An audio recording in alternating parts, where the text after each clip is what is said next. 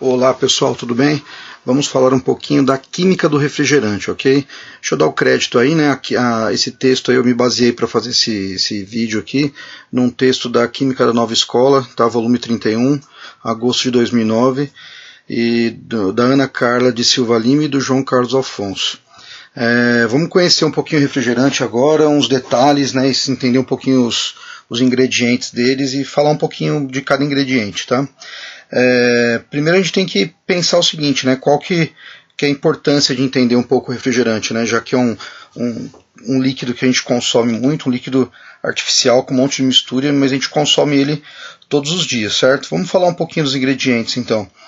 A água, por exemplo. A água é a maior parte da composição do refrigerante, é a água, tá? Então cerca de aproximadamente um pouco menos que 90% do refrigerante é composto por água. Essa água ela tem que ter alguns critérios, né? Ela não pode ser qualquer tipo de água, né?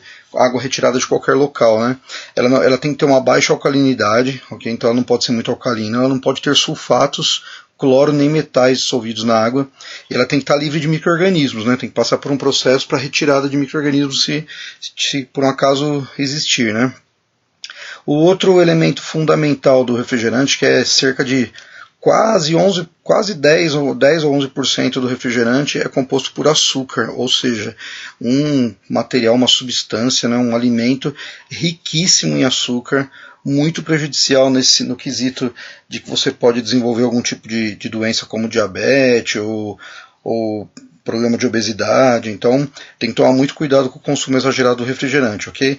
O açúcar é o que dá o sabor adocicado, ele é composto, é feito da sacarose, né, que é o açúcar da cana, né? E os concentrados, né? Os concentrados eles são compostos, né? São materiais que vão dar o sabor à bebida, né? Eles são óleos e extratos de frutas e vegetais, né? São retirados de muitos materiais da natureza. Por exemplo, o guaraná, né? Que é uma fruta típica da Amazônia, né? E aí eles que diferenciam os sabores dos refrigerantes. Ok? Vamos falar um pouquinho também dos acidulantes, né? O acidulante é um material que ele faz com que abaixe um pouquinho o pH do material.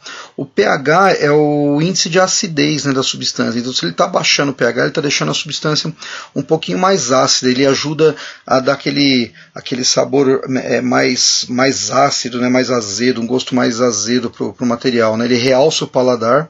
Ele também ajuda na prevenção do desenvolvimento de micro-organismos, como bactérias, né? Então ele acaba ajudando na prevenção, prevenindo esses materiais, o desenvolvimento deles, né?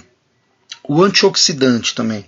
O antioxidante ele previne a influência negativa do oxigênio, preservando o sabor, né? O que acontece? O oxigênio é extremamente importante para nós, né? Mas quando o oxigênio está em uma determinada composição, ele acaba promovendo a decomposição do material, decomposição do alimento, né? E o refrigerante passa pelo mesmo processo, ele sofre um processo de decomposição, ele atrasa, então o antioxidante, ele atrasa um pouco esse processo de decomposição, ok? Muitos desses materiais são bem importantes na composição dos refrigerantes, né? Eles são bem importantes para preservar a estrutura dele, né? Os conservantes, né? Os conservantes eles evitam o desenvolvimento de micro-organismos, né? Vamos abrir um parênteses aí para falar dos conservantes, que alguns deles são muito perigosos, né? Os conservantes são materiais que podem desenvolver alergia em alguma pessoa, pode desenvolver problemas no estômago, problemas de gastrite, por exemplo. Eles podem até promover o câncer, né? Em alguns estudos indicam isso, né? Então os conservantes são materiais importantes, eles vão prevenir, inclusive, a degradação do material, só que eles são extremamente importantes que a gente analise bem e tome cuidado para não consumir em exagero, ok? Vamos falar dos edulcorantes. Edulcorantes eles vão dar o sabor à bebida de baixa caloria, então são os refrigerantes diets, né? Por exemplo, o aspartame, a estévia, talvez vocês já tenham ouvido falar desses tipos de adoçante, né? Eles substituem o açúcar, né?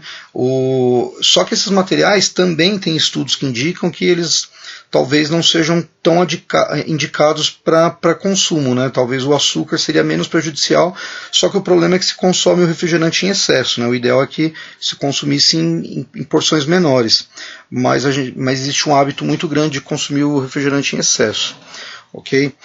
Vamos falar agora do dióxido de carbono. O dióxido de carbono é bem importante. Ele realça o paladar e a aparência do refrigerante, então é aquela espuminha, né? O dióxido de carbono é o gás do refrigerante, né? Então, vamos analisar alguns aspectos aí. Por exemplo, o refrigerante gelado e o refrigerante quente. Em que situação que ele tem mais gás, né? Ele vai ter muito mais gás quando ele está gelado, porque a temperatura agita as partículas e faz com que o gás escape com mais facilidade, né?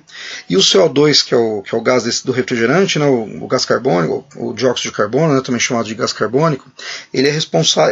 Quando ele está no estômago, ele é liberado, né? Essas bolinhas são todas liberadas, aí dá aquela sensação de estufamento, né? E o refrigerante tem um pH muito ácido, né? Caráter ácido, e ele pode causar uma gastrite, né? Problemas sérios de estômago no futuro. Ok? Espero que vocês tenham gostado e entendido um pouquinho da história da química do refrigerante.